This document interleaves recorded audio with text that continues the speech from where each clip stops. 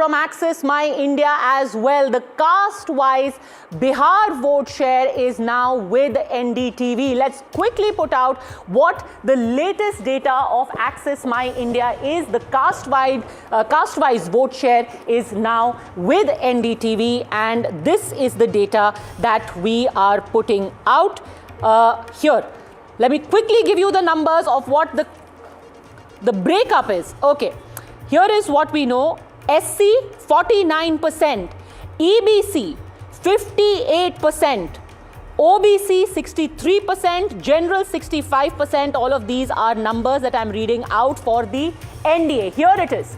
Here, this is the first big breaking on NDTV, and this is going to be massive. If this actually bears out on the ground, it's going to be massive, because 58% of the ABC votes and 63% of the OBC votes.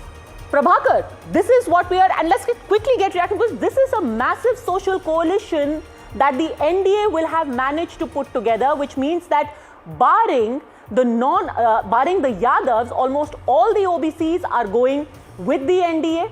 Large chunk of EBCs are going with the NDA. Large chunk of scheduled tribes, which is not very big to be fair in Bihar, but a large chunk of Dalits also going with the NDA. Ashok Malik, if this model, this kind of cocktail as it were, the NDA manages to put together in other states, it's going to be unbeatable. You've got backwards, tribals, OBCs and forwards.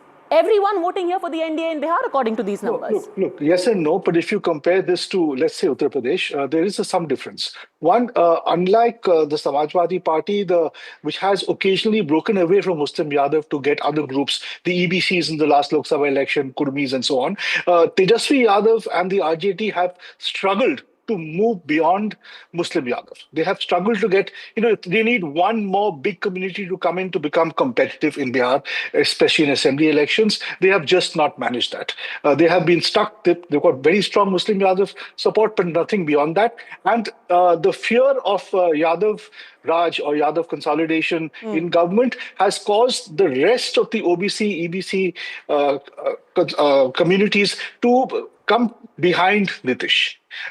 In this election, the fact that Chirag Paswan and the Lok Janshakti Party have also come together with the NDA has helped. Because if you remember the 2020 election, where Nitish underperformed by his standards, in 25 seats, if I'm not mistaken, the LJP and Chirag Paswan made a dent in the JDU camp.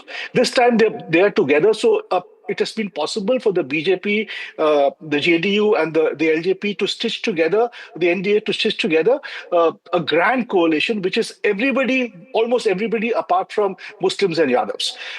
I would say this is a unique feature of Bihar. I'll tell you why.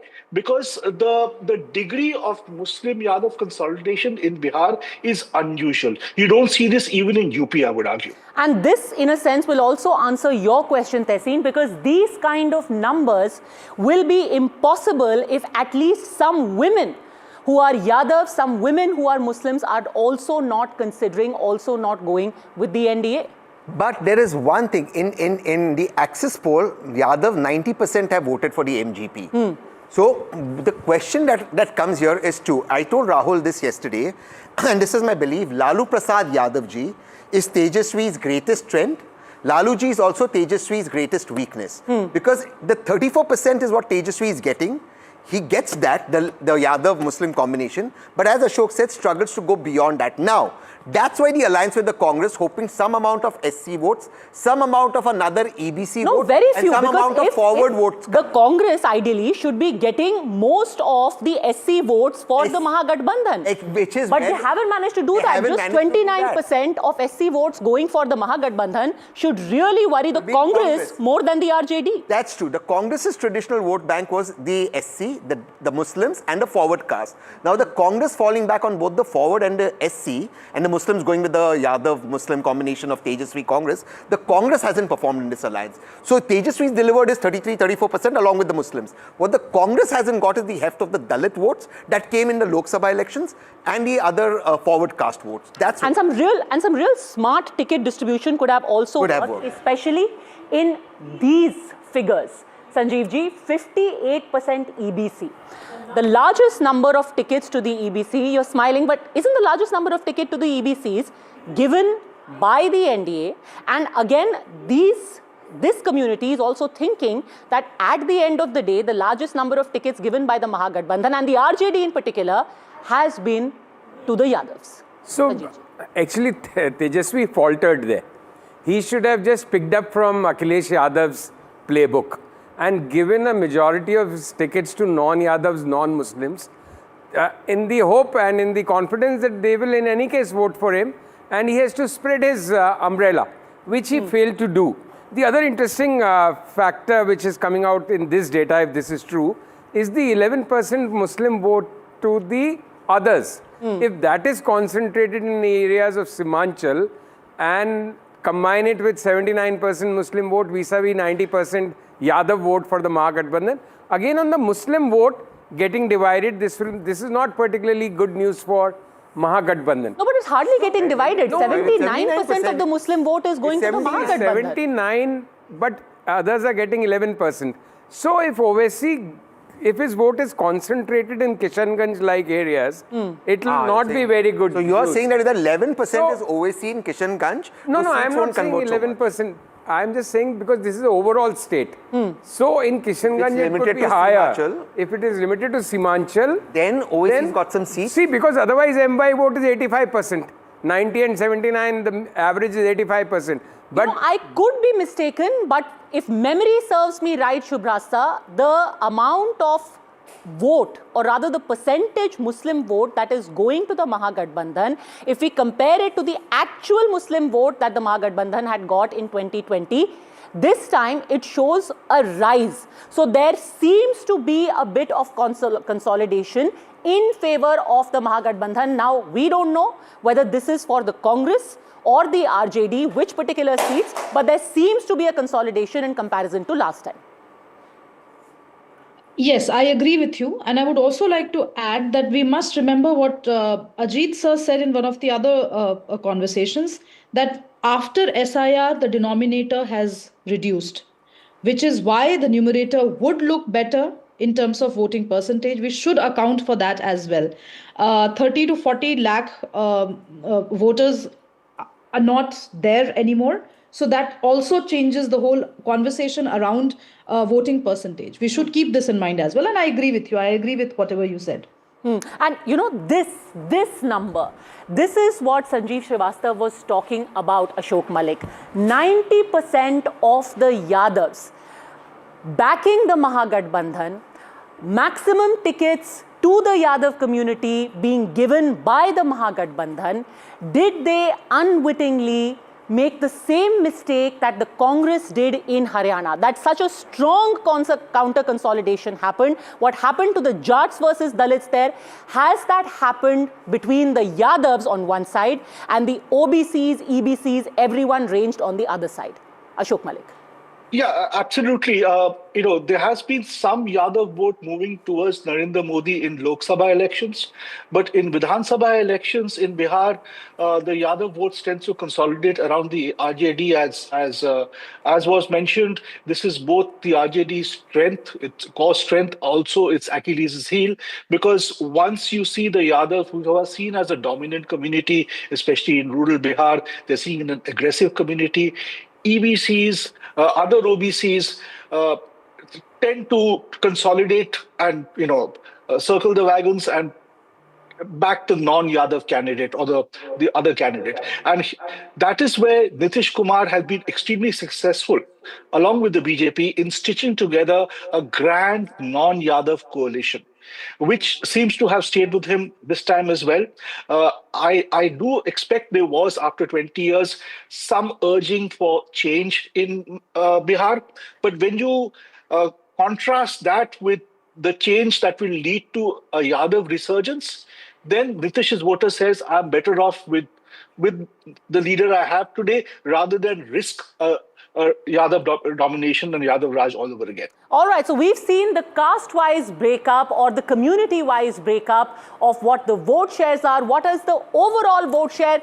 Let's have Rahul Kanwal, Editor-in-Chief and CEO of NDTV, join us there to take us through those numbers. Padmaja, there seems to be a bit of a twist in the tail. The polls that came out yesterday were suggesting an overwhelming one-sided victory for the NDA. It's very interesting now, and we'll do a quick analysis based on the vote share numbers. You're seeing this for the first time. Access My India vote share numbers coming up on your screen right now for NDTV, giving just a 2% gap, 43 versus 41. So if Pradeep Gupta and Access My India are right, there is a big twist in the tail. It doesn't mean, Padmaja, in the least bit that the end direction will change. What it means though is that unlike the analysis that we did yesterday, Access My India's team is suggesting that there's just a 2% gap. But this is still a huge gap compared to what the actual gap was in the results of 2020, because there the gap was only of 0.03%. So for that was 0.03, if you leave the LJP outside. If you bring the LJP into the beginning formation, then it's 42 versus 37. There's a 5% gap relative to that. Okay, so that at has the decreased starting now. point. If you compare the NDA in its formation versus the MGB, and there's another poll that you put out just a moment before now. That's from VoteVibe, that's and right. we'll have Amitabh Tiwari join us as well. That's also showing a tighter fight. Remember, and I'll show the next set of data which you were looking at, which just shows the massive consolidation, huge, unprecedented Yadav Muslim consolidation in favor of the Mahagathbandhan. 90% in this poll. Pradeep and his team have been out, and he'll join us in a short while to talk about this poll. 90% Yadav consolidation, 79% Muslim consolidation is extremely high. What the NDA has been able to do is that they've been able to ensure that amongst the Dalits, they're still ahead by 20%. What this means is the Congress had a Dalit state president. Their hope was that they'd be able to wean some of the Dalits away. To some extent, it succeeded, but the NDA is still number one, thanks to the likes of Jiten Ramanji and the other arithmetic that they've done.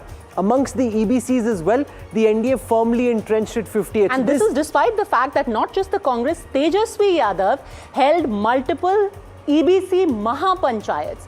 He tried to reach out to the community and say that I am not just about MY. I want to have a broader coalition.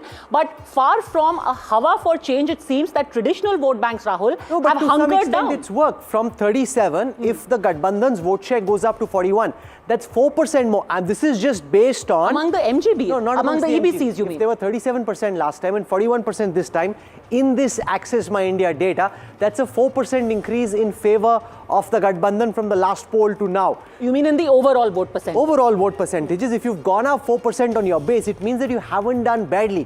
What this essentially means is that while the NDA may still win, Pradeep and Access My India are suggesting that this is a much closer win. And to some extent, he's weaned away some of the EBC votes. Remember the likes of Vikashsheel Insan Party, he had Mukesh Saini there, he had IIP of Gupta there.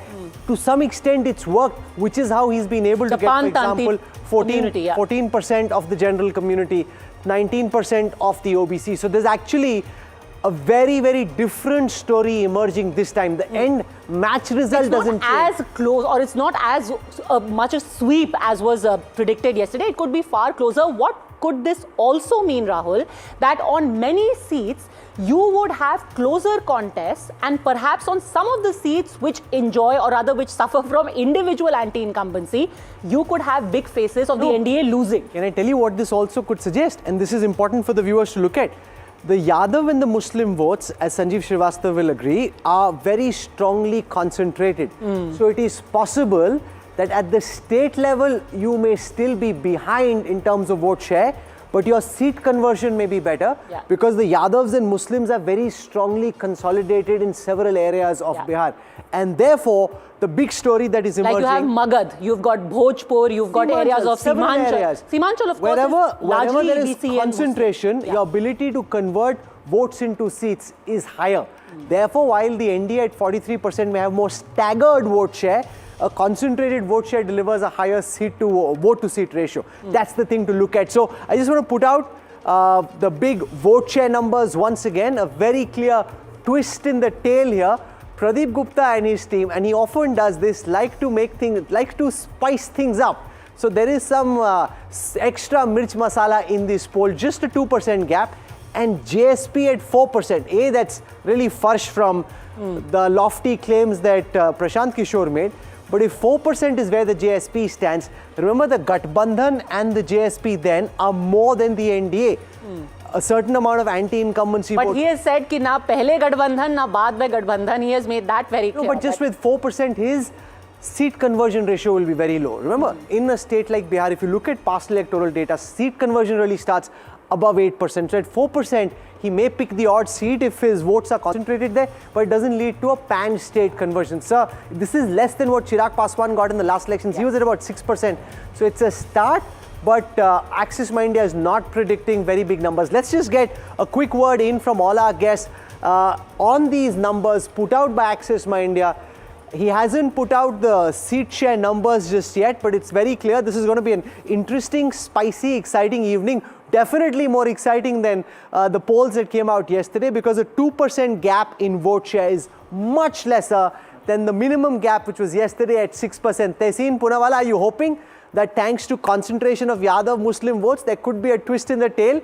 That's the direction in which Pradeep Gupta seems to have put out his vote share numbers. Yeah, so before just joining the show, I was talking to people in Patna, and the only hope after yesterday is that this is much closer than it looks like yesterday. And some of the math yesterday honestly did not add up. So this seems more believable, and we are more hopeful with this. But one more thing, I'd be very... Veera, any poll that shows them having a bit of a chance is obviously more believable than a poll which shows a one-sided. And the other thing is, regardless of who wins or loses, if this is the way it'll be, it'll keep us in business on Friday morning. You know, I also want to gently point out, Rahul, that before you walked in, Tehseen Poonawalla was singing a dirge for the Congress. Now suddenly he is hopeful that it's going to be a very close contest. I am a politician. I have to go where the wind blows. You are the Pantu Chacha of this election. I am a politician. I have to go where the wind blows. Come on, Padmaja. Veera. No, 2% vote share difference could mean anything, Rahul. In an election, 2% vote share is a huge difference. I mean, I don't know, and I think the 12% down there as well, if you take these numbers with pinch of salt, you still have to No, but it's wait interesting. for the seats. Listen, it will be. I don't blame Tehseen. Yeah. It's like cricket commentary. Yeah. You comment on the score that you see in front of you. The score changes and the commentary changes as well. This is Axis My India creating some buzz, some spin, some twist. I'll give you the breakup for geography and the breakup for gender. This again becomes very, very crucial. Remember, in the 243 assembly of Bihar, 122 is the magic mark. So let's take a look at where the geographical breakup of Bihar stands, and then also let's look at gender. So now we're going to see the rural versus urban. What is the breakup of how people in rural Bihar and urban Bihar have voted? So according to the Axis My India numbers so far, the rural vote share with the NDA is at 43%, and for the Mahagathbandhan, it is at 41%. When it comes to urban India, NDA gets 44%, and for the Mahagathbandhan, it's at 42%. But so just unlike a Maharashtra or a Gujarat, not urban rural is not so urbanized. important in the context of Bihar, because most of the vast majority of the seats are concentrated in rural areas. It will be very interesting though to look at the gender divide when it does come out, because the gender divide will show the skew in favor of the NDA. But what is very, very clear from the data, that if you're 44 versus 42, as it is in urban areas, it's not a Sanjeev Srivastava knockout blow in the way that was being suggested yesterday by the pollsters who put out their data while polling was still going on. Axis My India is not suggesting that this is a knockout blow. Neither is Vote Wipe. So two pollsters who've come out today show this battle to be closer. Directionally NDA ahead, but not a knockout blow. So if you really ask me, Rahul, in these death hours before the result comes in, I actually want to be in a silent zone because it is only netas are allowed to be in a so silent zone. This is where pundits do panditry. Yeah. So at the risk again of sticking my neck out, even the 2% vote, I got the sense that NDA was comfortably ahead while 2% is not comfortable. while traveling in Bihar. 2% is so not comfortable. So if this 2% holds true, no, I think 2% should still be good enough to land them an easy victory. No, if but, it is a two, but when everyone else is pointing out a 6, 8, 10% victory, the moment it comes down to 2, given the thing is especially... MY consolidation is a double-edged sword. The more they consolidate, more the reverse consolidation takes place. So it's very interesting. See, one has to really now wait for the 14th. I can speak till kingdom come. But my sense still is that Nitish is the decisive person. Tejasvi was the most popular face on the ground. But he is unable to expand that envelope beyond MY in any significant way. But that's not what this data is saying. No, if this the data is saying that only, Gathbandhan Rahul. vote share has gone up from 37 to 41, Yes. the RJD, the Congress, the VIP have been able to expand their vote share But the ECB and their vote base. There is still a big gap between the ECB vote, can we between now SC vote. Let's take a look at the vote share percentages. I think this becomes very illustrative and important because it gives you a sense of how things have changed. Not since 1950, which was the first election in Bihar, has Bihar voted in quite the percentage that we've seen in this election. We'll pull it out. We looked at this on a very long trend line. You haven't had such strong voting ever. Amongst first-time voters, again, Axis My India bowling an absolute googly. For amongst first-time God, this is voters, crazy, Axis yeah. My India is predicting that 37% NDA versus 46 for the Gathbandhan. First-time voters are those between 18 and 19 who haven't voted previously. That's about 2.2% of the total electorate of Bihar in this election.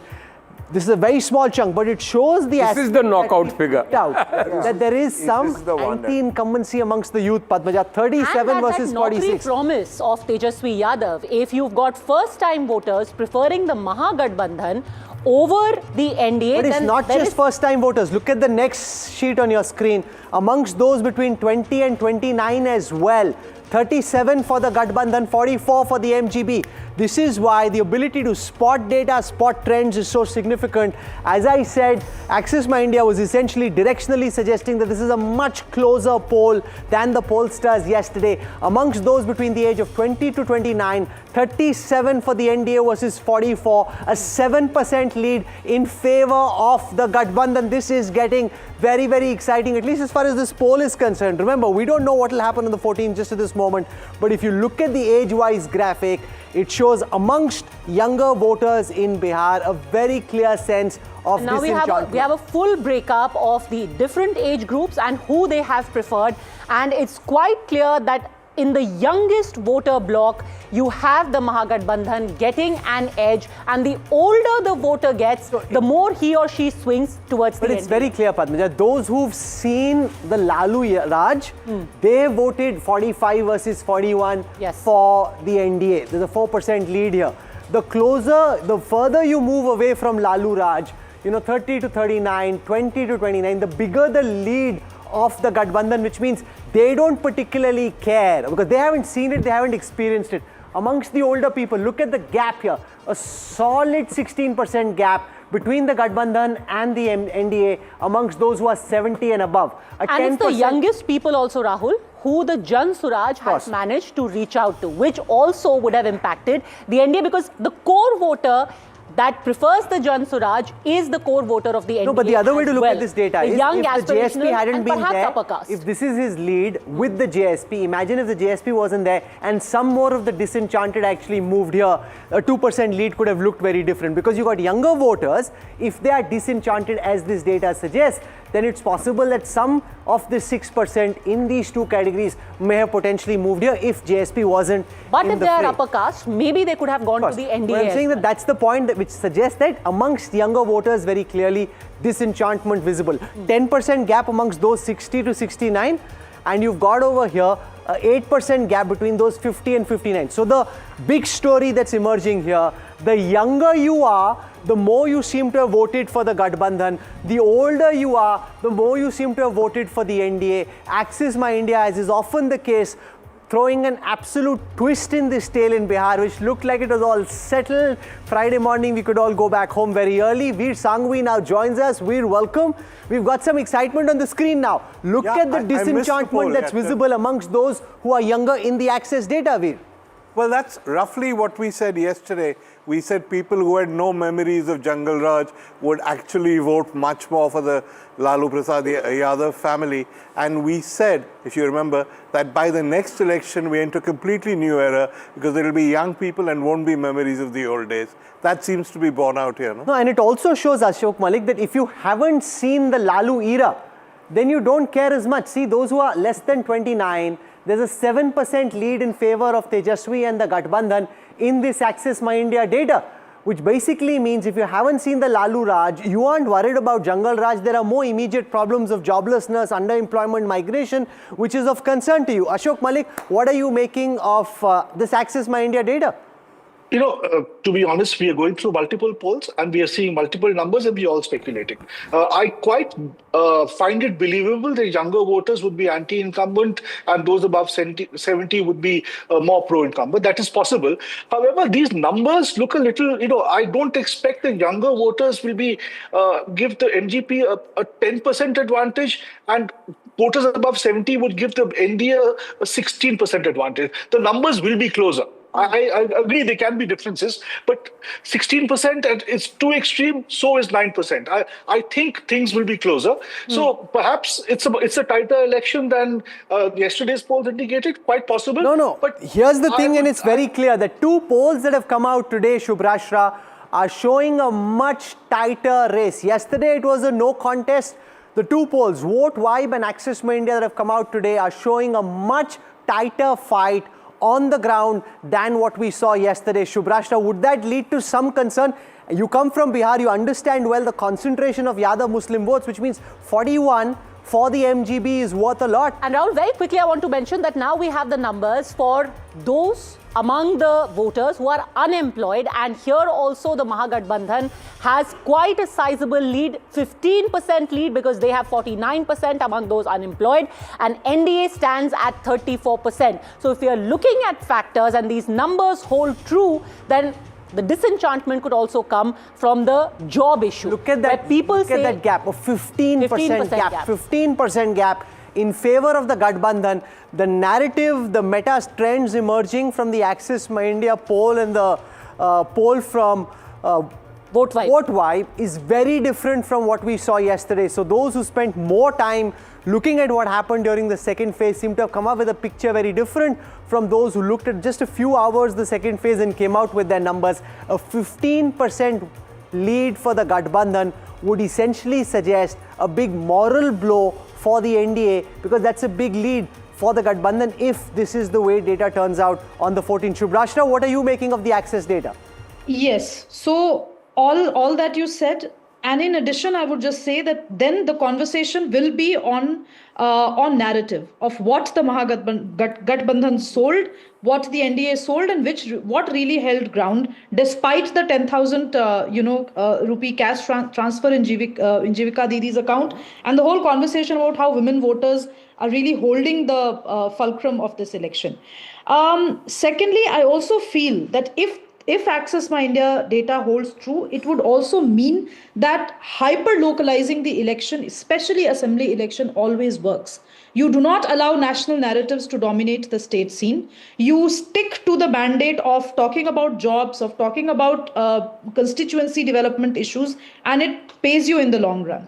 You know, Rahul, I have to say on the issue of jobs, while yes, people may be distressed for lack of jobs, more specifically government jobs, I personally did not find the promise of government jobs clicking with anyone. And this cuts across rural and urban, and hardly any urban. Students, 48% for Gathbandhan versus 33. That's a 15% lead. So basically, ladies and gentlemen, so we have the farmer vote here as well. Process this data live. What has happened is 2 elections have been fought. One election amongst the young, the unemployed, who were clearly disenchanted. The other, older generation, who felt that they've seen Lalu Yadav's Raj. They didn't want that to come back. 2 completely different elections were executed on the ground. Take a look at the Labour vote on your screen right now. If you look at the student vote, 33% for NDA versus 48% for the Gathbandhan. 41 versus 43 in favor of the Gathbandhan amongst labourers, a 2% lead.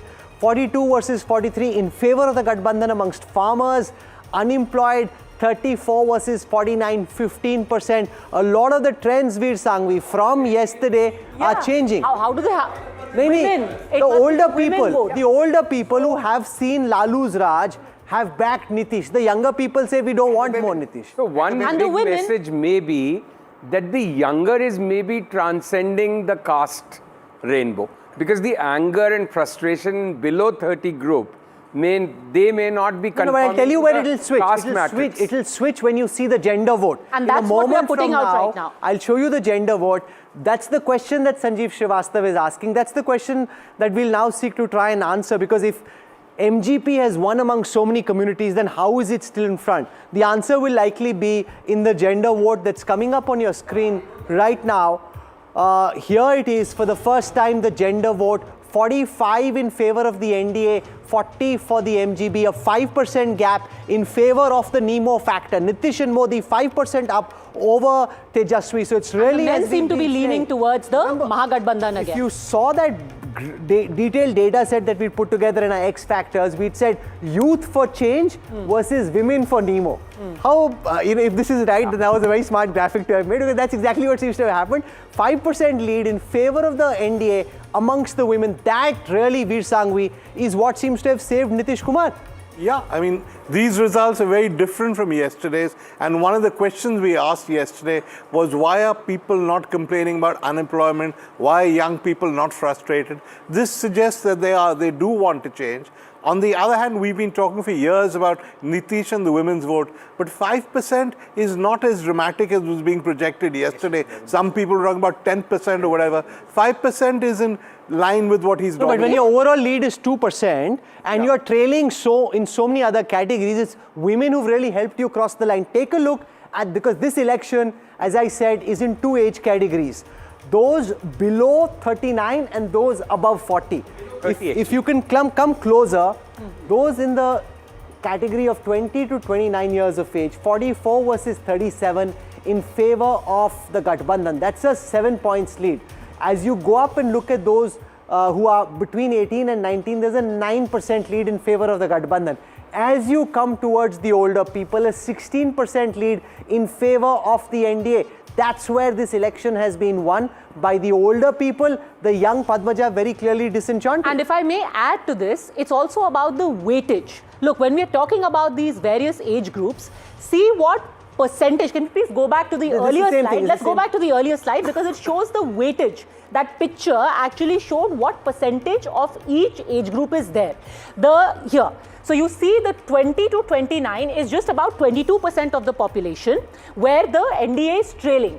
But 30 to 39, where the NDA gets a little lead, here is when the actual weightage starts climbing. 26% of the people polled in this exit poll are in the age bracket of 30 to 39%. And here is where the numbers for the NDA start adding up. But I want to play the devil's advocate and say, fine, the numbers... But it's the same thing, Padmaja. If you see, there's 50% of the vote above 40, 50% of the vote is below 39. No, so it's 24 here. First time voters are just 2%. 24 20 to and 29. 26. Yeah. So you got 50 here and you got 50 here. But here they have the lead. Here that's what I'm saying. So it's just a 1% lead. So basically, the election is fought and won by the fact that you've got two categories here. Yes. And you've got four categories here, with this 30 to 39, those in the middle being very close to each other. The outcome. Rahul, here's a devil's advocate. Do women below the age of, say, 29 not want to go with the youth and want jobs? Will they still go with the Nemo factor, as you put it? I mean, I find that strange. If you want jobs, why would but maybe you feel safe with Nitish Kumar. See, I'll give you an example. When we'd gone to cover the Tejasvi rally in Kishanganj, at the end of it, somebody took the mic and ran away in that rally. So there is a certain element of lawlessness. They kept shouting, "Arey, jisne mic liya hai, lota do, lota do, lota do." Women also see that there is a certain element. They call it a rela instead of a rally when the when the RJD comes to town. There is a certain element of lawlessness, and maybe that irks women. You want some safety, and Nitish Kumar provides that. But I want to ask another devil's advocate question, Veer Sanghvi. Of course, people are disenchanted. There is a little bit of anger about the lack of jobs. But if we are saying that the Mahagathbandhan is getting this disillusioned vote, are we suggesting that these young men, largely young men who are first-time voters and then in the age group of 20 to 29, they genuinely think that Tejaswi Yadav can produce 2.5 crore jobs in Bihar, government jobs? No, Padma, generally what happens in most elections is that it's not oppositions that win them, it's governments that lose them. It may well be that Tejaswi can't do this, and I agree with you, it's unrealistic. But how else do they show their protest? How else do they indicate that they're frustrated but to vote for the government in power? No matter how unrealistic the expectations are. Okay, so this is a vote of anger essentially. It's a protest vote. No, and now we've got the data for the chief ministerial candidates. Who was the preferred chief ministerial candidate here? Tejaswi outscores Nitish Kumar by 12%. Tejaswi Yadav has 34% approval rating in this Axis My India post-poll study versus Tejaswi Yadav, versus Nitish Kumar, who's at 22. So you got a 12% lead in favor of Tejaswi Yadav. Which is the opposite of what Vote Vibe said. Vote Vibe actually just gave them a 1% lead to Tejaswi Yadav, and Nitish Kumar was a very comfortable, I think 33, 32%. The good thing is 40% with women. That there is an exciting counting day that you need to watch. Friday morning, drop what you are doing, sit back, watch NDTV. There will be a contest. It's not one-sided sweep in the way is being suggested. 4% for Prashant Kishor. Chirag Paswan came in at 5. Samrat Chaudhary at 2. Tejaswi at 34. And you had Lalu at 2. So that 34 and 2 is 36 actually. Which basically squares off against the 22 for Nitish Kumar. And in some senses, Padmaja, it also intuitively makes sense. He's old, he's aged, he's got health problems, and therefore you won't have people yearning and desperate for him to be chief minister. It's quite logical in that sense. But I would like to differ slightly with that. I also felt that for people, Nitish Kumar was a comfort. Sure. There was an element of at least he's a known devil. Sabhya, this word was used again and again. वो सभ्य हैं, he's educated.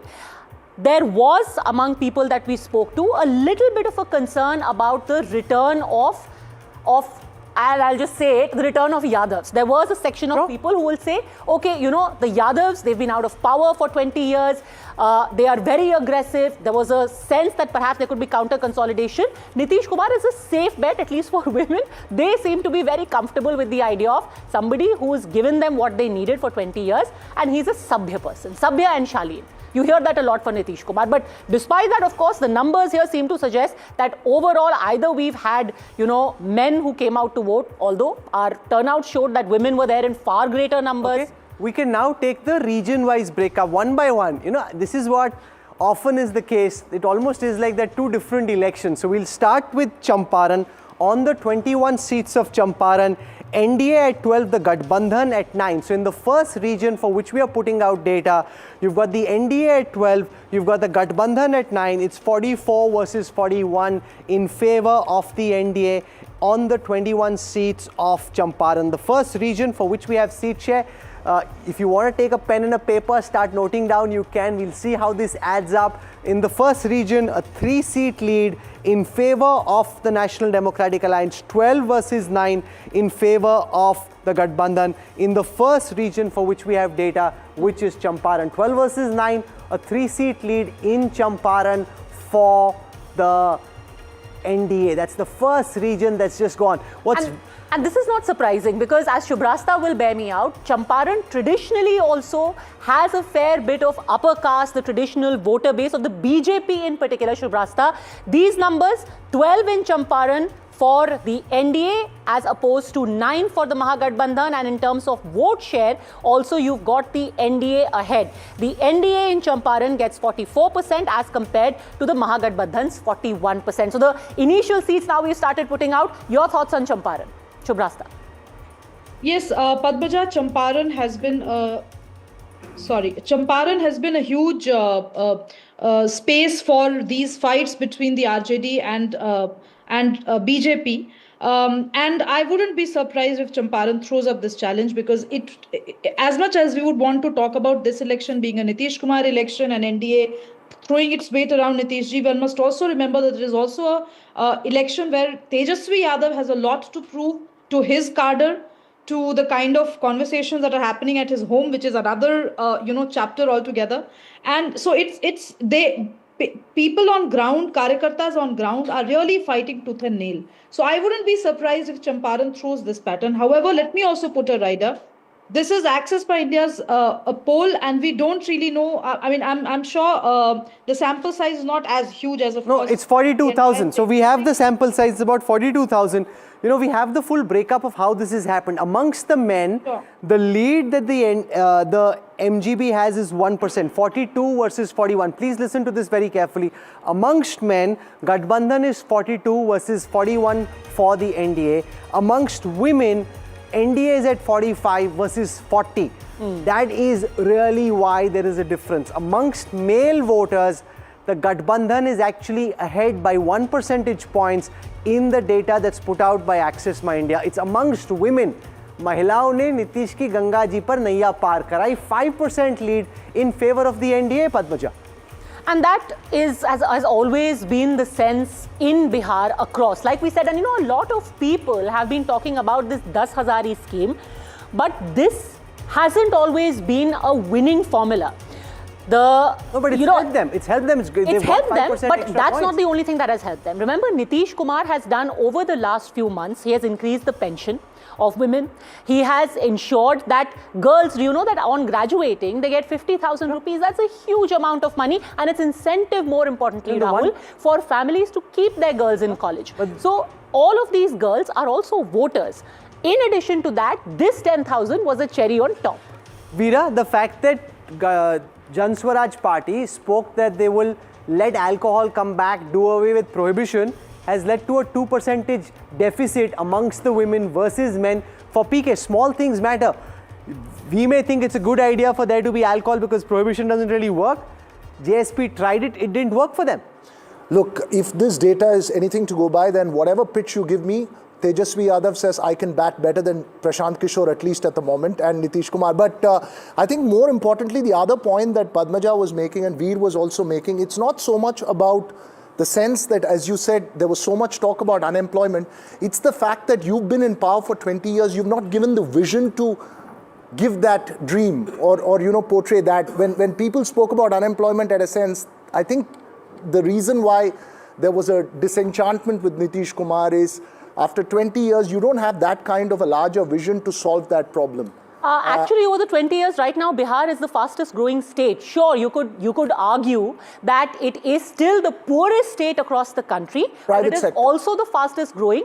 But because the base was so low, the fact is that materially, if you talk about school dropout rates, if you talk about rural electrification, and this is data borne out by Government of India, by Government of Bihar figures, rural electrification, how many births are taking place in hospital have gone up many-fold over the last 20 years. So it's the old socialist way of looking at it, right? You gave roads, you gave electricity, you gave that infrastructure, that's the part of the government. But what about that vision map to offer, let's say, an industry that will come in which will give you employment there? Sure. And that was not and there. They'll always that was not part of the Maybe people just got tired and said, who knows, we will do something krantikari as they say. We have the education breakup for data. This again is very significant. It will give you a sense of how the votes happened. Amongst the illiterates, NDA leads versus the Gathbandhan 43 versus 42. Amongst those who studied up to the 9th standard, NDA leads the Gathbandhan 44 versus 42. Amongst those who are 10th pass, the NDA leads the Gathbandhan 43 versus 48.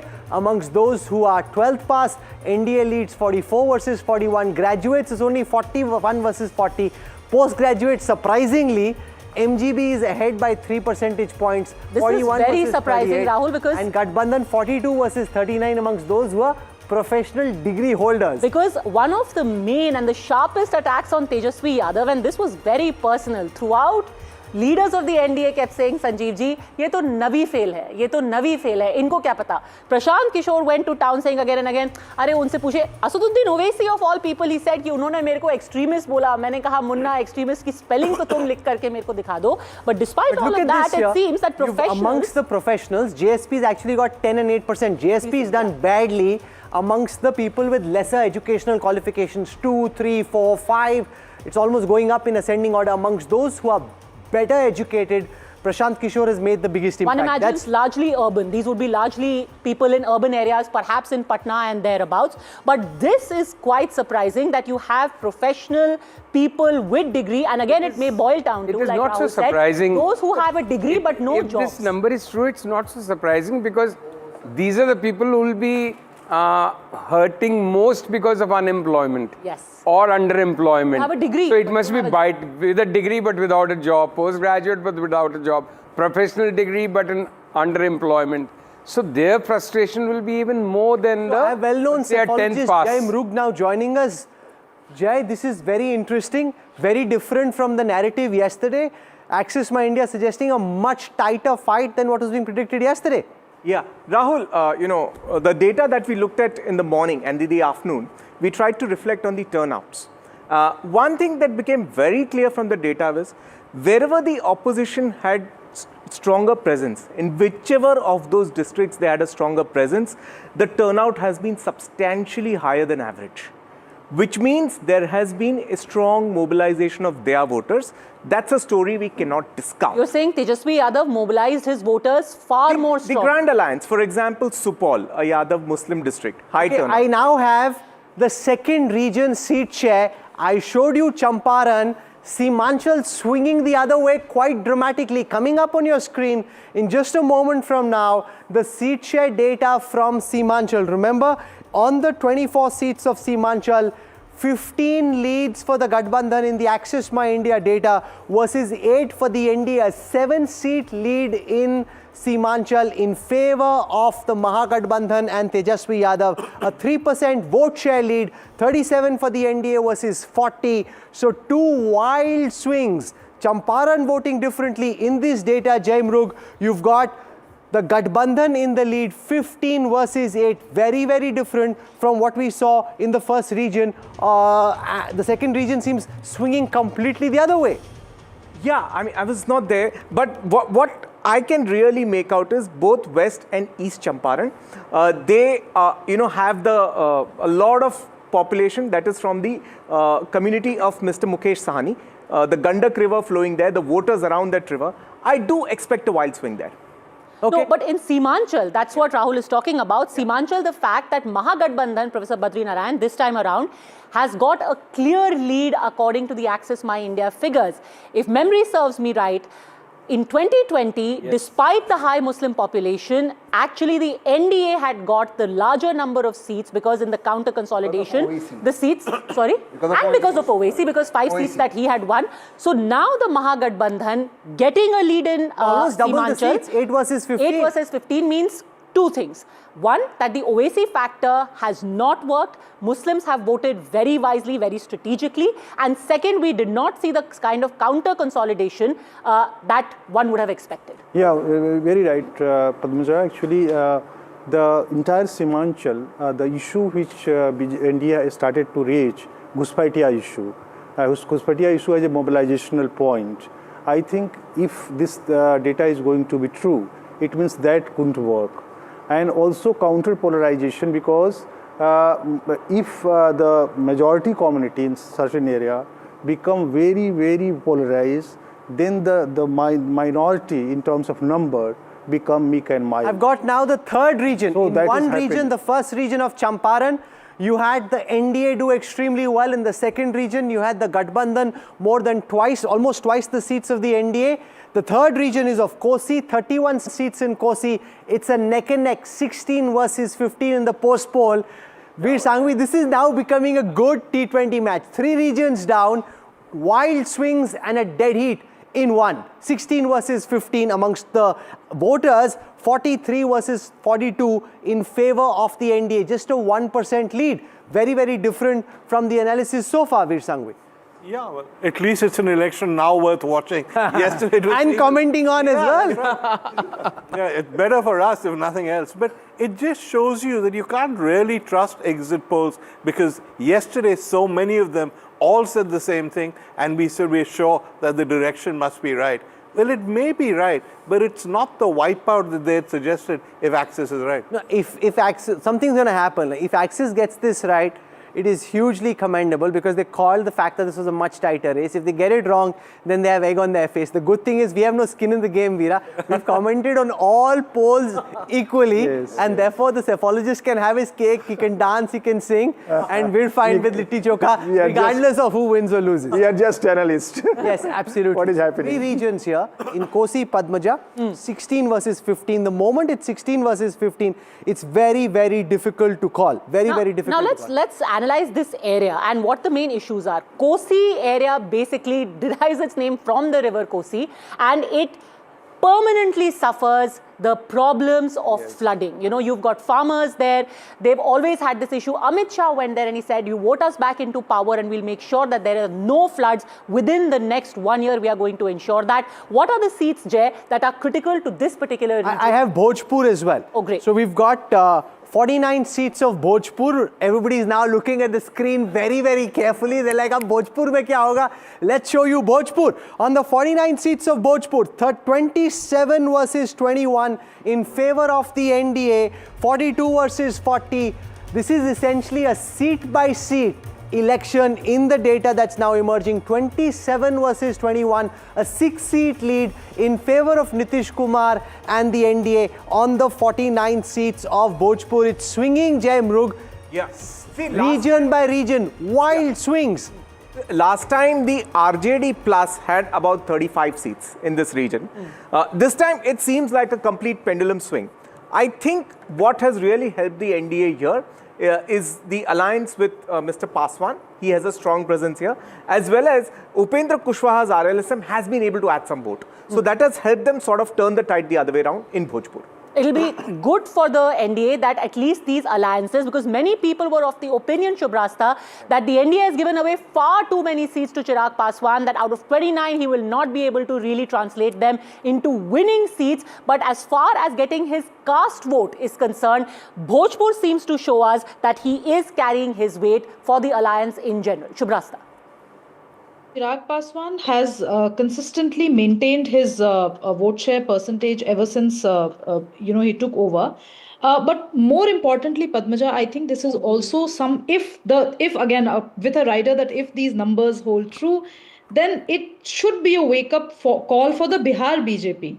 They really need to get their house in order, that despite all of this, if the contest is so close, then what is the new vision that they are offering to Bihar? Whether our JDU has, whether Nitish Kumar becomes the chief minister or Tejaswi becomes the chief minister, both these political leaders are cut out of the same socialist political mold. Okay. Bihar needs a vision beyond socialism. Shubrashtra, we have data now for Mithilanchal. 58 seats of Mithilanchal coming up on your screen. I can see everyone's eyes in the studio, and I assume when you're watching, whether it's on television, digital or social, eyes popping out of the sockets. In the 58 seats of Mithilanchal, Axis My India predicts 32 for the NDA versus 25 for the Gathbandhan, 43 versus 41. So a 7-seat lead. They're picking it up by and by, region by region. It's building up, but it's a tighter fight than again, interesting anecdote. This is where Amit Shah had pretty much camped in his before the second phase, Mithila Haat. You would have seen a lot of his interviews being done out of there. He's gone there, Makhana, Pag, Mithilanchal, again an area from where that young lady is contesting from, Ali Nagar, Maithili Thakur is contesting. Again an area which has got a mix of, and if you could elaborate on that, Jay, a mix of Brahmins. You've also got the VIP, which has a fair bit of vote over there, and Upendra Kushwaha. Yeah. Not only that, we must also remember that it was here that Mr. Prashant Kishor, he did a lot of village-to-village touring in northern parts of Bihar. But when it comes to southern Bihar, he just went for simple campaigns. So I think this region was actually... You think in Mithilanchal, Prashant Kishor has cut into the vote? He would have, to some extent. Because in Mithilanchal, East Champaran, West Isn't his own village also in Mithilanchal? No, it's in Karaghar, down south. Okay. His village is there. But clearly, he would have tried to cut in here, which has narrowed the fight. No, but not really. The data suggests that JSP only got 4% of the vote in Mithilanchal. So it hasn't translated much into votes. The big story, of course, if you're tuning in this moment, is that Axis My India is making this a much, much tighter fight than previous elections. Also, Veer Sanghvi, what this means is it's a story once again for Tejaswi Yadav of so near and yet so far. 2% isn't that much. If they'd kind of just got their act in order better, if this is what comes true on Friday, they could have also potentially won. It wasn't always one-way traffic. Well, the obvious question is going to be asked, which is that would they have done better without the Congress? Has the Congress not pulled its weight? That will be the post-mortem, assuming these figures hold. But 2% is within the margin of error, so I would wait before concluding. But V. Sangvi, there's one thing that the Congress always brings to the table, and this is parties as diverse as the RJD and the DMK will tell you in Tamil Nadu. Yeah. And Veera would, bear that out, because there are some people who say that Congress at least has its own loyal vote, which it brings to an alliance, which is why, and again people are asked, why are you allying with the Congress if they are Magadh now? On your screen now, the data for Magadh, the 60 seats of Magadh, 44 versus 41 vote share in favor of the NDA, so a 3% lead translating into a 10% lead in seats, 10 seats lead, 35 versus 25 on the 60 seats of Magadh, Patliputra. This is the area around Patna, 35 versus 25, a 10-seat lead. So it's settling now very clearly in favor of the NDA, as the other polls have suggested, but the vote share figure suggesting a much tighter fight. So in Magadh, 60 seats, 44 versus 41, 35 seats for the NDA versus 25 for the MGB. So the end trend line, Jaimarik, is not very different. Yeah. It is just that there were certain regions like Simanchal where the Gathbandhan has done very well. I think one thing is becoming very clear from a lot of the data we are looking even at individual districts. The Gathbandhan has attempted its best to pull its voters out, which is reflecting in the turnout. The second thing is the BJP has no doubt attempted to expand its rainbow by getting in Mr. Paswan, Mr. Kushwaha more assertively. The Gathbandhan has also attempted to expand its rainbow by getting in Mr. Sahani. So they're actually able to make it a much closer fight. And Magadh, if you're talking about Magadh, this is where Mokama also falls. And Mokama isn't just about Anand Singh's own seat, but you had a lot of anger, Bhumihars, which are sizable, and more importantly, they're also very vocal. They seem to be gravitating away from the NDA, from the JDU. But what happened at the funeral of Dulal Chand Yadav, there was a lot of anger, there was a lot of abuse, there was a huge Yadav procession, there were very ugly words said about Bhumihars as a whole and upper castes as well, and that was on every WhatsApp group across Bihar. So that kind of consolidation did happen. Maybe that explains the numbers. We've got Amitabh Tiwari and Yashwant Deshmukh, two leading psephologists, joining us. Amitabh Tiwari put his data out this afternoon. VoteWipe was the first to pick the fact that this is a much tighter election than the polls that we saw yesterday, and you said it even yesterday when you were on the show, that it's not as easy as it looks.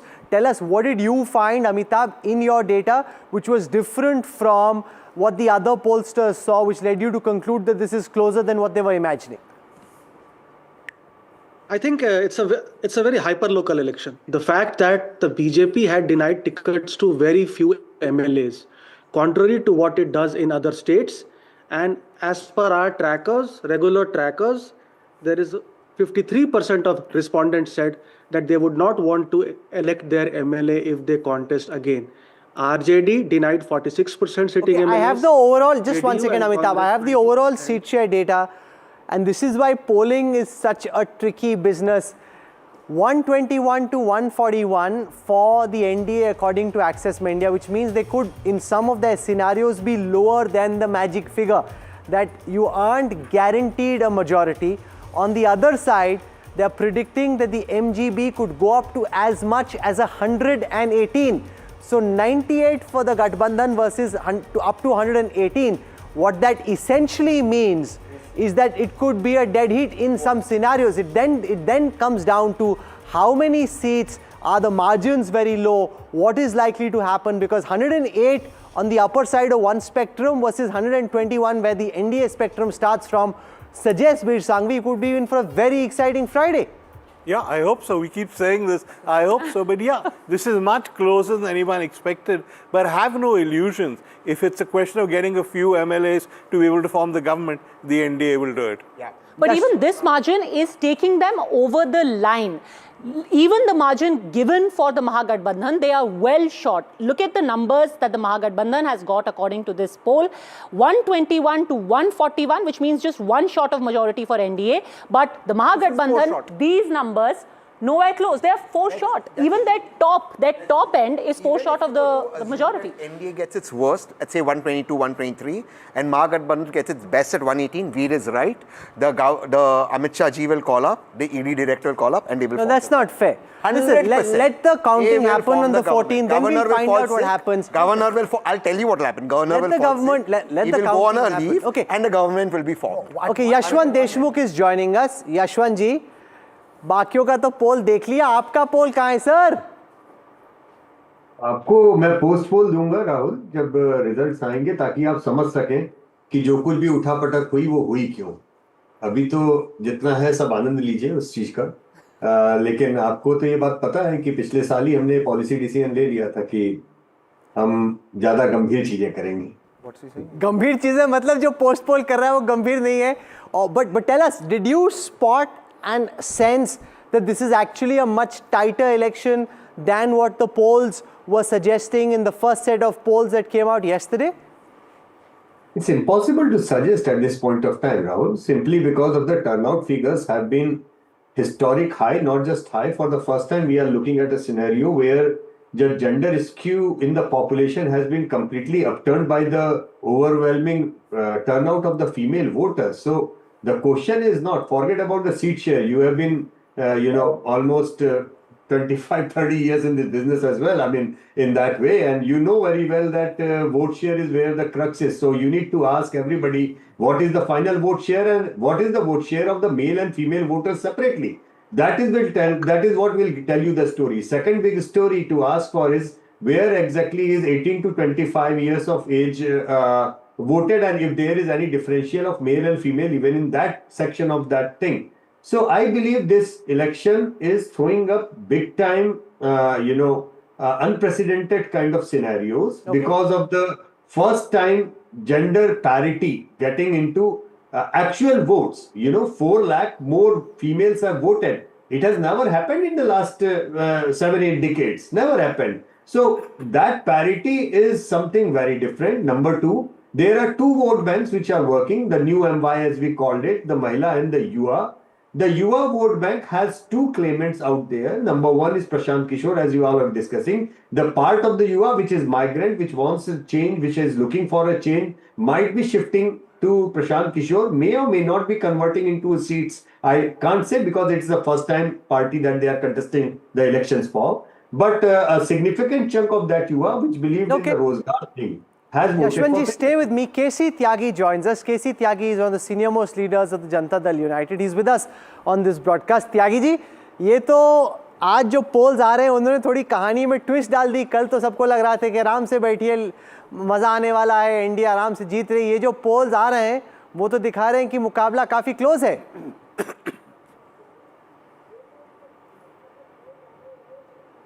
Rahul ji, मैं और आप लगातार 2004-05 से बिहार का चुनाव cover करते हैं। मैं पॉलिटिकल एक्टिविस्ट के नाते और आप जर्नलिस्ट के नाते। असल में जो ये ट्विस्ट आया है इसमें कहानी में, वो पिछली बार के आंकड़े लोग लगा रहे हैं कि किस तरह से 5, 6, 7 सीटों की कमी रह गई थी बिटवीन एनडीए एंड बिटवीन इंडी गठबंधन।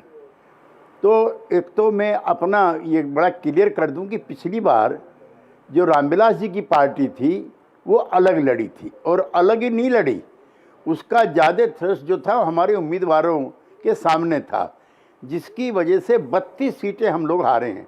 उसके आंकड़े सी वोटर के हमारे दोस्त जो हैं इनके पास भी, मेरे पास भी, नंबर 1। नंबर 2, कुशवाहा वोटों का बड़ा फैक्टर, आप तो जातिगत वहाँ के फैक्टर भी सब जान गए हैं। तो उसमें कुशवाहा जी ने भी नुकसान किया, 3-4 सीटें हमें कुशवाहा जी की वजह से हुई। तो उन सीट इस बार इंटैक्ट है। हमारे गठबंधन में किसी तरह की कोई तकरार नहीं है। जितनी सीटें चाहते थे चिराग उतनी उनको मिली, मनमर्जी की सीटें मांझी जी को मिली, मनमर्जी की सीटें कुशवाहा जी को मिली। तो जो जेडीयू का नुकसान हुआ था, पूरे 5 साल तक हम इस तकलीफ में रहे कि हम कैसे उसको कवर करें। तो फॉर योर काइंड इन्फॉर्मेशन, मैं मानता हूँ 80 से कम सीटें जेडीयू की नहीं है। मैं जहाँ जहाँ भी गया मैंने पुरुषों को कंप्लेंट करते हुए देखा 75 साल के इतिहास में कि महिलाओं को सिर पे बैठा रहा है Nitish Kumar. This was saying by the male voters. तो जो वोट पड़ी, अच्छा अब कई हमारे मित्र जो हैं पत्रकार, जो युवा वोटर्स हैं, उनका कहते हैं रुझान जो है उसकी तरफ है, आरजेडी की तरफ, इर्रेस्पेक्टिव ऑफ कास्ट।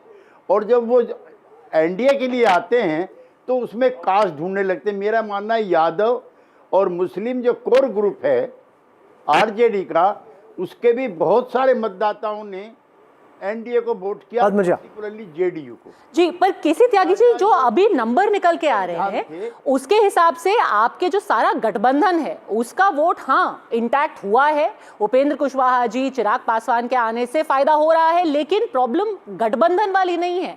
इस बार प्रॉब्लम है युवाओं की, और जो खास तौर पर जो पढ़े लिखे युवा है उनमें नाराजगी की कम से कम इन आंकड़ों से दिख रहा है। क्या ये एक ट्रेंड था जो आपने मिस कर दिया?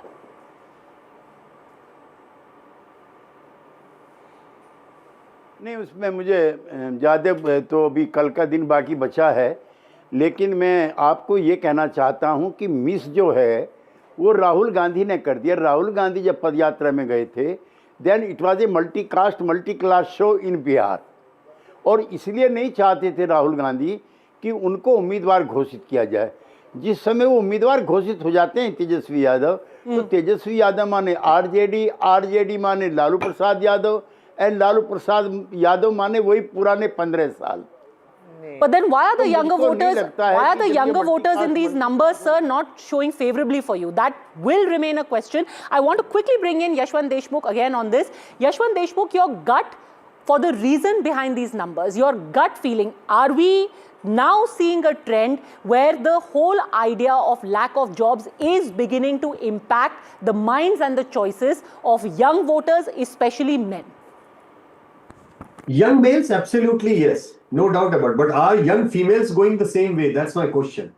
If not, then honestly speaking, something tells me with this kind of turnout, most probably the result is not going to be called this way or that way. I genuinely believe that. I mean, I would be very surprised if it becomes a neck and neck kind of race. But having said that, I mean, there are two, as we have discussed. I'm Muslim, not Muslim Yadav, but Mahila and Yuva. Yuva, definitely there is a traction out there. But are female Yuva voters also thinking the same way the male Yuva voters are thinking? So I agree with Tyagi on that. Second thing, with the historic high turnout of the females, there is something brewing out there, and if it is something which is going the Nitish way, then I believe Nitish Kumar is very well in a position to spring a surprise and surprise everyone. Okay, let's take a look at the turnout, because Yashwant is referring again and again. So I put together 4 separate data sets which help us analyze the turnout, because we now have phase 2 data. We also have men versus women data. I'll take it on the screen one by one. So what you're seeing first is data going back to 1950. Here it is on your screen right now. 39.5% voter turnout in 1951. Went up to 51.5 in 1967, 62.4 in 1990. That was the highest in any election before this. That's also at the peak of what was building up as the Mandal era. Came down in 2005, a few insipid elections, has now skyrocketed to 66.9. 66.9 is the highest that Bihar has voted. That's the point that Yashwant Deshmukh is making. This is the high, you can account for SR deletions, you can account for a lower denominator effect, but 66.9 is the highest turnout, ladies and gentlemen, that Bihar has reported in its electoral history. That's not all. I'll now show you the 3-worm chart. The 3-worm chart basically looks at 2020 overall numbers, it looks at phase 1 and it looks at phase 2. And you compare hour after hour, okay? So the blue line here is the 2020 overall data. So you can see how it moved. This is 9 a.m., this is 11, this is 1 p.m, going up all the way till 7 p.m. The red line above that is the 2025 phase 1 data, and the green line right on top is the phase 2 data. For example, in 55.9 versus 68.8, that is almost 13% more between last time and now. That is, Yashwant Deshmukh, a massive jump in voter percentages. That is unprecedented. Why did it happen? What do you make of it? What do you understand from these numbers? Fabulous thing to show, and I thank you, Rahul, for putting this up, because I would like to say, I mean, from the cricketing perspective, see, the strike rate right in the first overs, in the first 3 hours was high. If you look into that, the gap was already right from the start button. It wasn't even like, as the day progresses, then the turnout goes up, nothing like that. The gap was start right on the, that means people were determined to come out and vote. This determined voter was one part youth, one part female.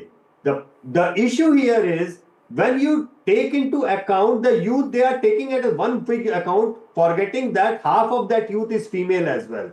Then they talk about Yadav and Muslim, they forget that half of that voter is female as well. And everybody is analyzing as if 100% Yadavs have voted one way, 100% Muslims have voted one way, 100% Kurmi, Koiri, Kushwaha, whichever way. It doesn't happen that way. I think we have got two Googlis in this match. One is Yuva, one is Mahila, and these things are not really, both of them are not bound by the traditional caste and religion equation. Badri Narayan, this is your domain. Explain this to us. Sociologically, this spurt in voter turnout leading to Bihar registering the highest voter turnout the state has ever seen. Why, sir? Rahulji, actually, what we call it, democratic upsurge. There is a theory that called democratic backsliding. It is countering to that, and it's so. Why have we seen a democratic upsurge? It's a democratic upsurge of the caste aspirations, the category aspirations, people aspirations. ये तो पहले क्यों नहीं था? पिछले चुनाव में? हाँ, पहले क्यों नहीं था मैं बता रहा हूँ। एक तो जो बेनिफिशियरी सर्किल है वो बहुत बड़ा हुआ है। पिछले 5 साल पहले 3.5 करोड़ वोटर्स महिलाएं वोटर्स जनधन योजना में आ चुके हैं। They are part of Jan Dhan योजना. Any scheme you see within 5 years, there is a huge expansion of the numbers of the beneficiaries. So they come under the, so aspiration is to get benefit from this. So are you saying voter percentage is going up largely because of beneficiaries? Yeah, yes. I say that the entire... Jayamrukh, do you buy that? But then they're not voting for Nitish Kumar. If they are beneficiaries, they should be voting for Nitish Kumar. I say, you know, if you go in various constituencies in Bihar, even the constituency where CPIML candidates are contesting, the poor term, no one wants to listen. No one wants to listen proletariat term. But sir, this seems to be counterintuitive for two reasons. One, you are saying that this upsurge is of happy beneficiaries, but the counter to that, it could be angry people or the vote of anger, as V. Sangvi put it. Angry people is fragmented. How? Like youth. Youth, there is a girl youth, women youth, and the male youth. Girl youth has started their aspirational journey from the cycle and the poshak.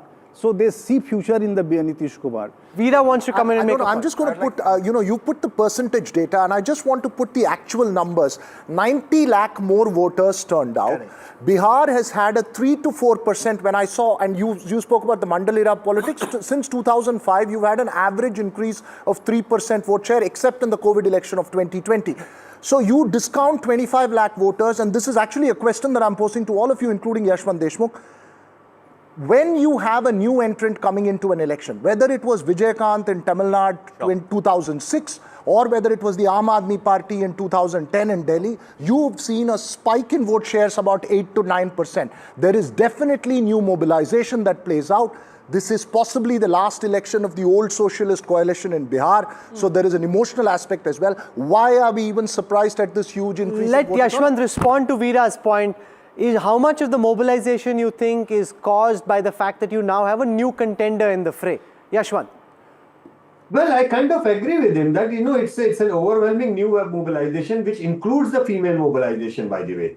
What I'm just trying to say that all the three campaigns of the Rozgar, the Change and the female, all three campaigns have worked very well, and all of them have pushed this thing. Only issue is that on the male side, there are 2 claimants. And on the female side, mostly there is only one claimant. I have some very significant data which I want to share with our viewers For the first time, you're going to see the party-wise breakup from the Access My India data. And what this suggests and why it is important is that the RJD in the Access My India poll is predicted to emerge very clearly the #1 party, not a close #1.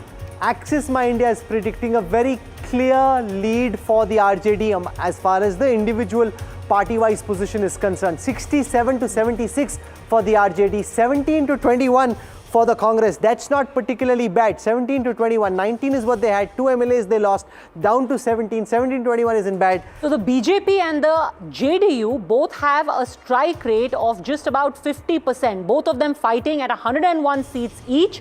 And according to these numbers, you've got them in the range of 50 to 56. 50 to 56 for BJP and 56 to 62 for the JDU, which means JDU will have that edge ki ladai. A little bit ahead. No, and KC Tyagi just said that our strike rate this time is going to be better. So you actually have the JDU as the single largest party. That No, RJD becomes the single largest party. RJD, No, RJD is 67. Okay, 67. I didn't know. 67 to 76. All right. So they've held their ground. Last time emerging as the single largest party, and this time also the range puts them and around showing the the same VIP perimeter. of Mukesh Sahni between 3 and 5. CPIML, CPI, CPIM between 10 and 14.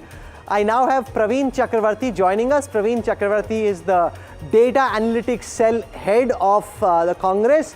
He was venting and furious on social media talking about the exit polls, which are all showing a landslide victory. This one poll shows a much closer fight. In some scenarios, neck and neck in a dead heat. Suddenly, maybe the polls don't seem so bad, Mr. Chakravarti. Welcome.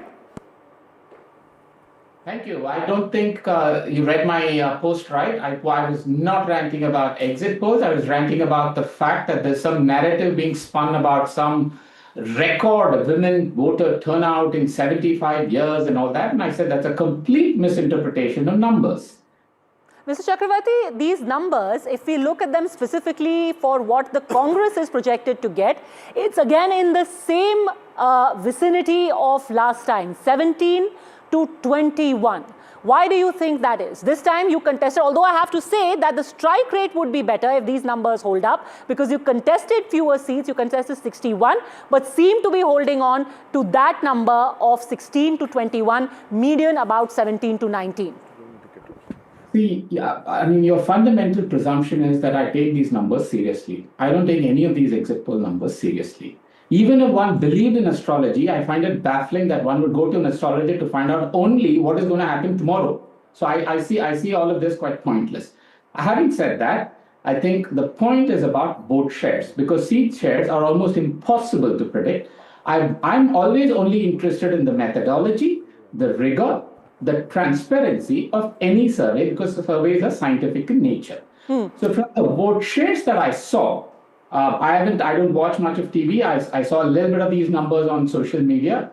From what I saw, the vote shares, overall vote share seems extraordinarily close, well within what we would call the range, the range of error for any sample survey. So, and I think it is only then fair to say that we don't know anything about seats yet, because votes to seats is extraordinarily difficult, and it is not a science. There is no standard formula unless we go and survey every seat. So I will not comment anything about seats at this point in time.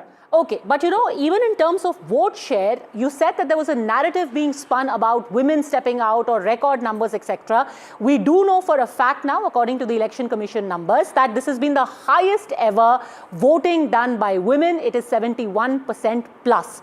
That being said, the figures that we have from Access My India say that women in particular have gone again with the NDA. Despite 20 years of anti-incumbency, women have decided to favor, and the relatively not so well-to-do segment of society has also decided to go with the NDA. Why do you think that is? First, you're wrong. I know you've repeated the Election Commission's percentage number. Yes. But the percentage is misleading, is wrong, and it's statistical sorcery. How is that?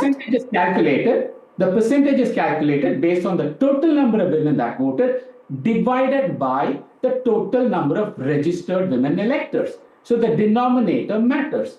After SIR, the denominator for women voters reduced drastically. So the percentage is artificially high. So I will tell you what is the increase in women voters over the last 4 elections. In the 2015 election, compared to the 2010 election, there was a 36% increase in women voters. This is Election Commission data. Compared to that, according to the Election Commission's own data, this election only saw a 20% increase in women voters. So this narrative is just completely based on a misreading. And even if I discount the, no, Praveen, 1 second. Even if I discount the SIR effect, and we did the maths to show that off the jump that happened, 4% would have been accounted for by the SIR effect. No, Despite, let me stop no, you once there. again, sir, hear my question. Stop you there because your numbers, no, the way you're going is wrong, completely wrong. I'll give you absolute numbers. If you hear my question, you'd be able to respond. I'm saying 1.4 crore women voted, 2015, 1.9 crore women voted, 2020, 2.1 crore women voted, 2025, 2.5 crore women voted. There is nothing to suggest that there's some extraordinary jump in the number of women that came out and voted. These are absolute number of women that came out and voted. Here's the argument that I want to engage you on. You had, forget what the polls are saying, and I know you don't want to comment on the polls. You had amongst the youth a yearning for change. Ground reports, anecdotal evidence, the polls suggest that. Amongst the women, they were very strongly in favor of the Nemo factor. Now, whether it's 100%, 80%, 90%, that doesn't matter. That there was a very strong pull towards Nitish Kumar.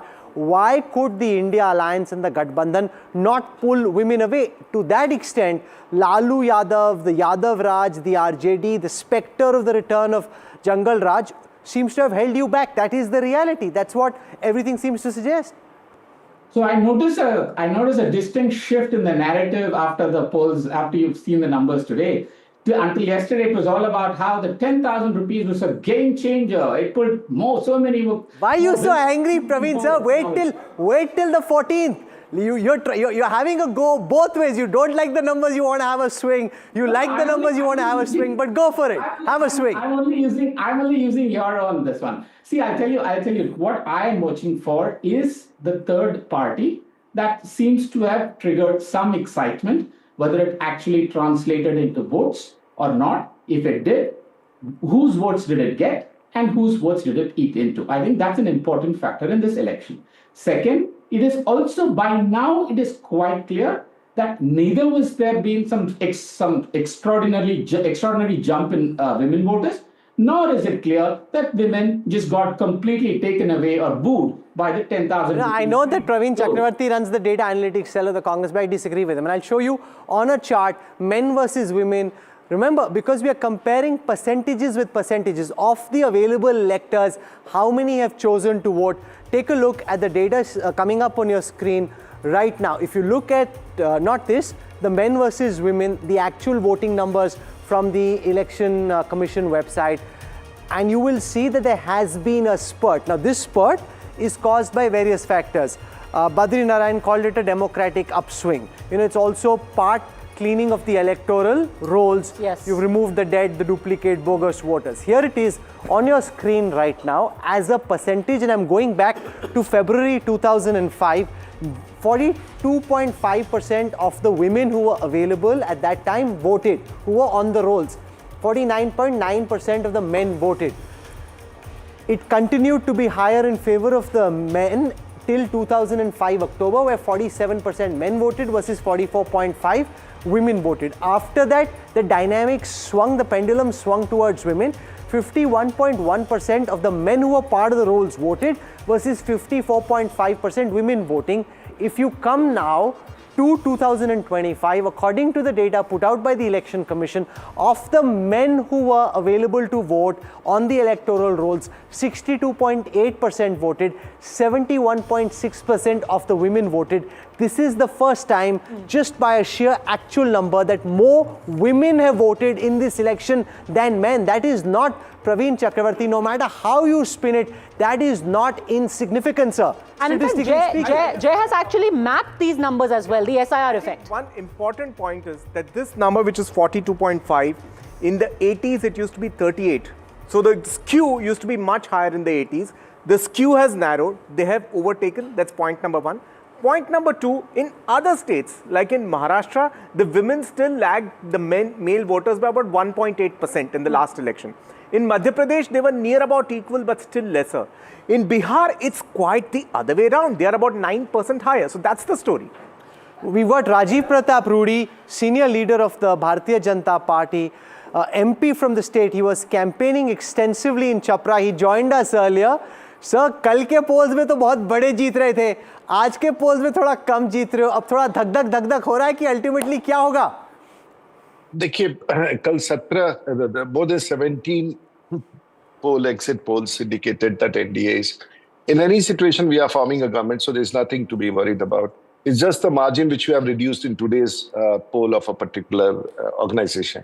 But I can tell you, all this is being, you are trying to say that A as such and such. But I personally feel that there is a complete sweep in favor of the NDA alliance.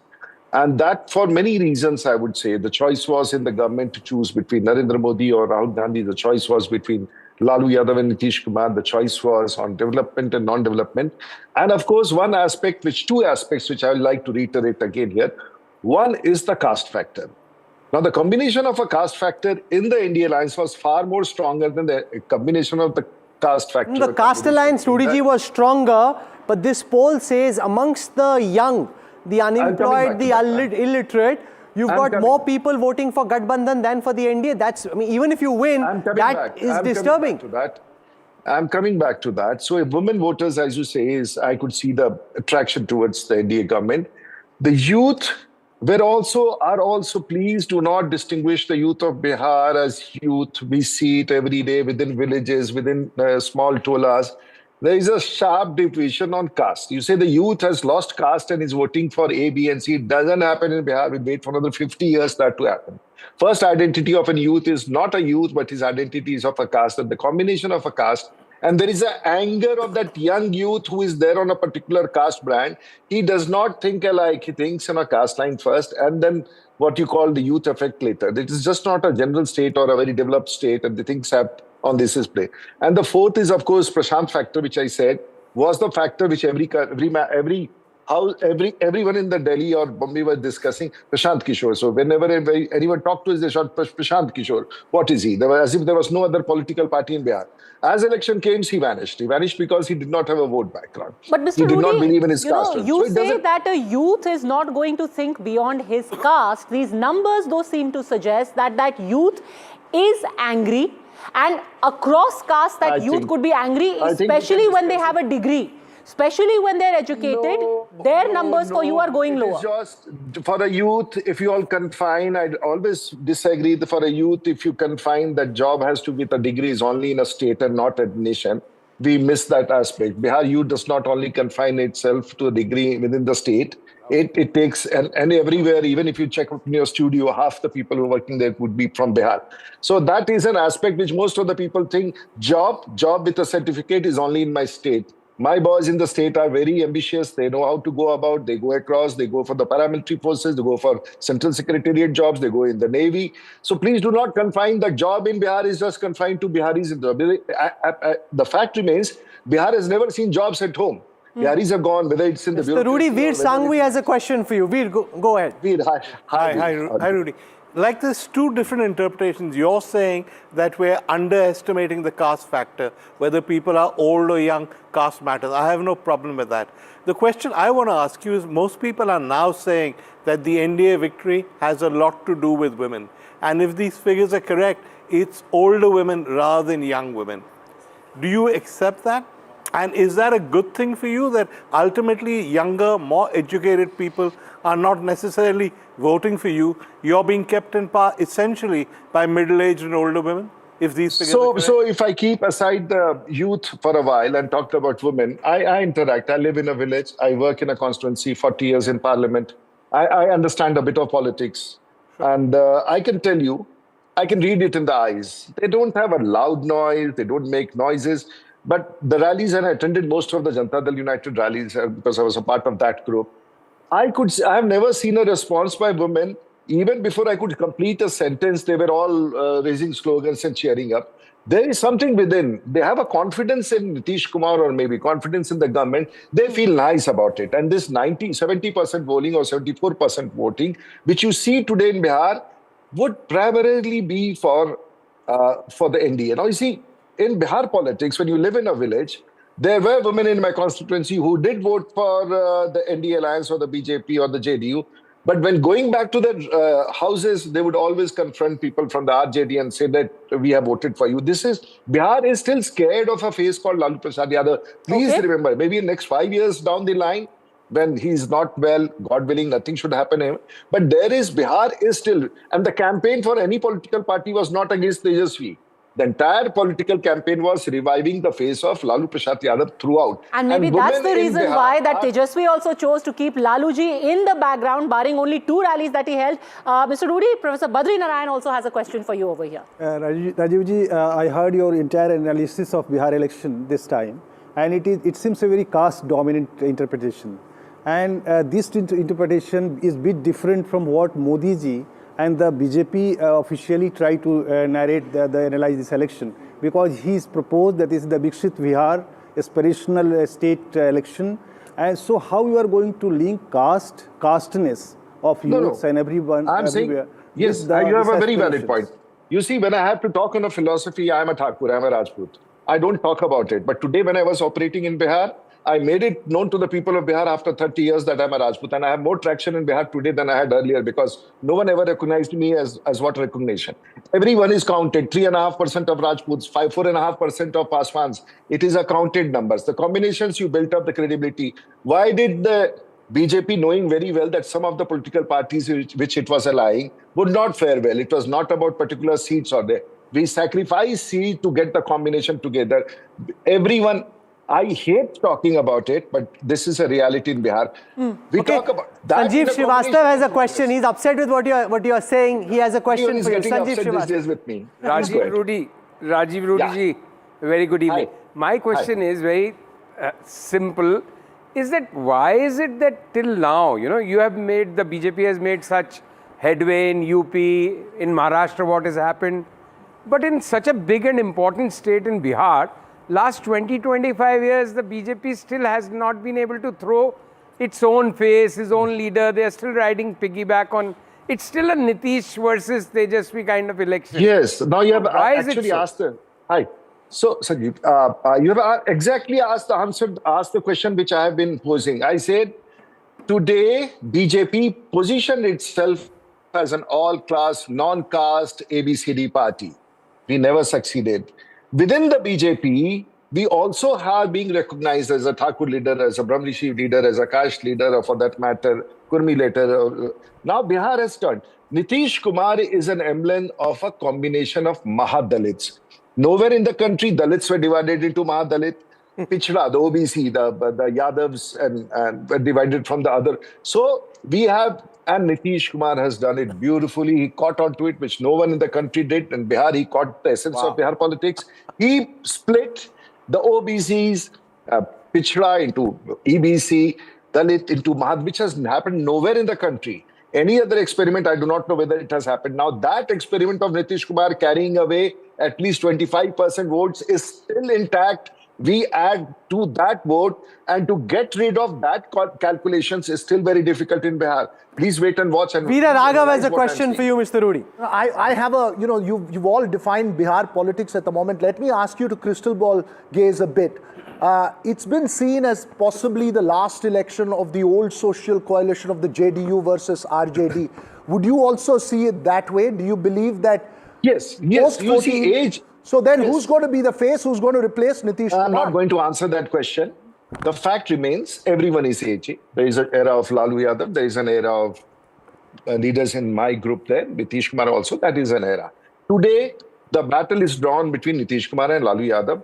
The Ati Pichra are with the BJP or the Forward Alliance, and Pichra are and Muslims are on the other side. Which makes a bigger combination with the Dalits coming on this side or that side. Preferably the Dalits would come because of other faces within our party. It's absolutely clear a caste combination which the political parties have done. Congress should have moved the forward voters in Bihar with RJD. It will not happen because Congress will keep on suffering in Bihar as long as they align with RJD. RJD still has that gruesome face which people, and we talk about it, we make them believe, remind them, and we shall keep doing it till the face is there. And that possibly is the truth which we are analyzing in different ways. And women believe in Nitish Kumar in a very big way, very, very big way. And that is one thing which you all have not kept in mind. Okay, we'll take that question to the RJD as well. Mohammad Ali Ashraf Fatmi, senior RJD leader and former union minister, is joining us. But before that, Mr. Rudy, before we let you go, quick question. You have a very high-profile person fighting from your constituency, Chapra, Khesari Lal Yadav. What do you crystal ball gaze for him? Because he's been in the news for making a lot of statements. Ram Mandir bana ke kya hoga? No. My point is, I really appreciate actors. I watch movies, I watch Netflix, and I watch everyone. But for God's sake, this country is gone crazy. 10 days before the elections, they come on a contract to campaign like an actor, and they take up the space of our politics. It's whether for BJP, for RJD, for Congress. For God's sake. 10 day नहीं, वो तो कह रहे हैं कि हम बिहार के दिल में बसते हैं, हम बिहार के लाला हैं. मुझे लग रहा है कि the way he was moving around, Tejasvi should immediately get rid of him because he would be the claimant of RJD chief ministership very short. And this is what happens to the So the threat is not to us. The threat is to Mr. Khesari Lal Yadav, is to RJD and Mr. Tejasvi Yadav. And once more, I have never seen an actor come down to a constituency. He's wearing a t-shirt and a jeans, and it's being buckets of milk are being thrown on him, and then he gets onto the stage and dances. I get appalled because when we speak politics on a stage, they get up and start singing a song.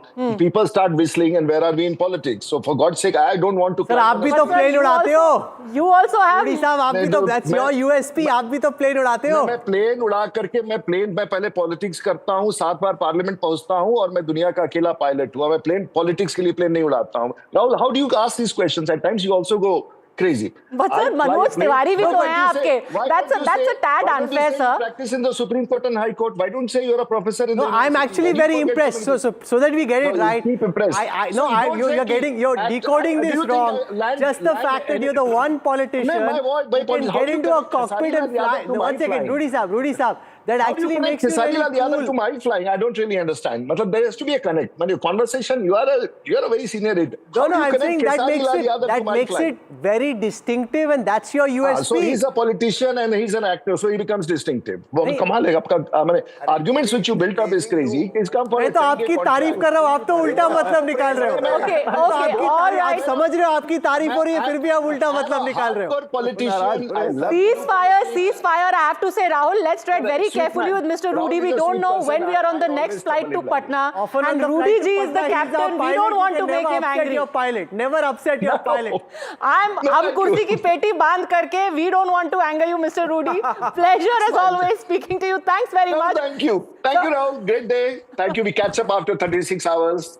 Yes, I look forward to having you back. All right, we'll see if you're still in such high spirits on the 14th. Thanks very much for joining us. Let's go across to Mr. Fatmi now. I should be. Bye.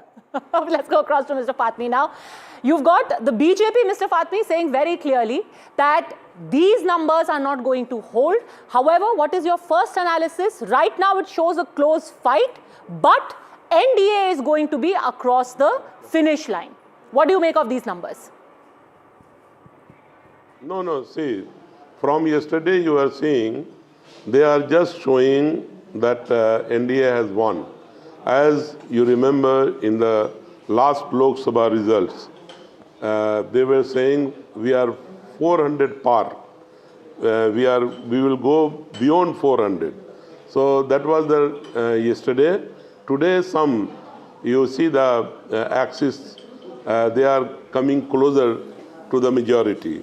But the real on the ground, if you will go, you will find people voted for change. People voted for job. People voted for harmony in the...